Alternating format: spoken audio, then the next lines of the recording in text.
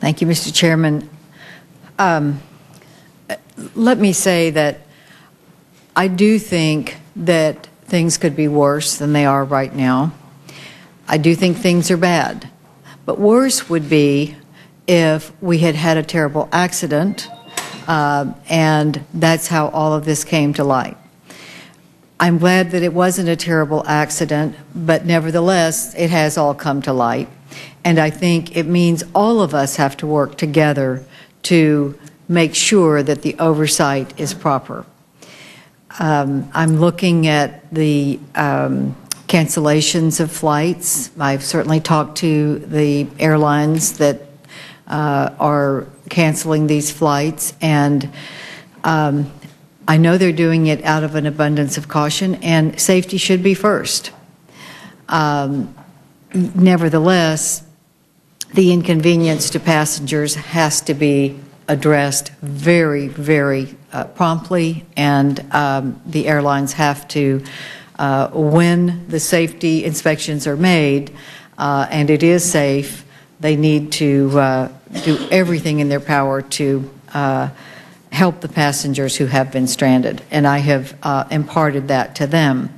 So I think we are now looking at a couple of things. First of all, this is the committee that has the capability to pass the FAA reauthorization bill.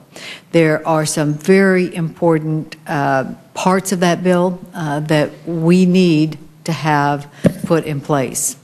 There are very tough negotiations not yet able to be had because there are such disagreements between the House and Senate. Some disagreements between the Senate and the Senate, but mostly the House and the Senate. And I know Senator Rockefeller and I have met with the acting administrator and with the Secretary of Transportation together. We are both committed to going forward on that bill, but we are not going to move forward on the bill if it is going to do more harm than good, and some of the House provisions, in our opinion, would make it worse than it is now to just extend it. So we will be grappling with that issue. But I think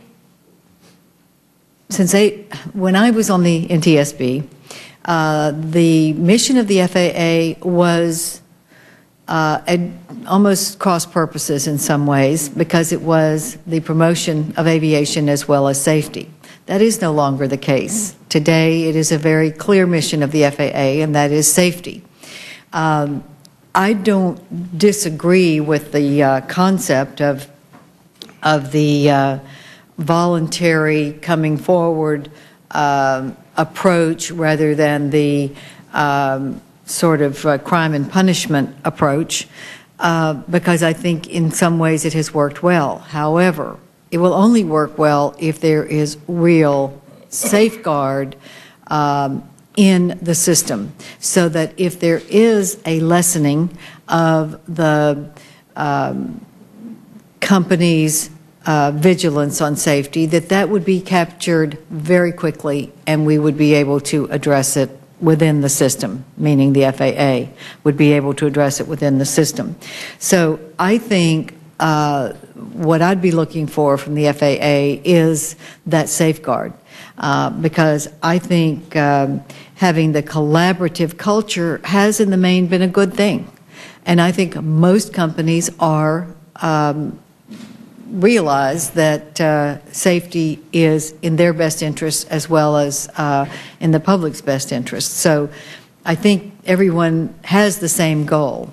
But when you have a problem that we have seen happen just in the last few months come to light, then it's not just letting people come forward and be whistleblowers more readily. That's good, but we need something that catches it in the system earlier than that, so that you would be able to detect if there was not a proper oversight.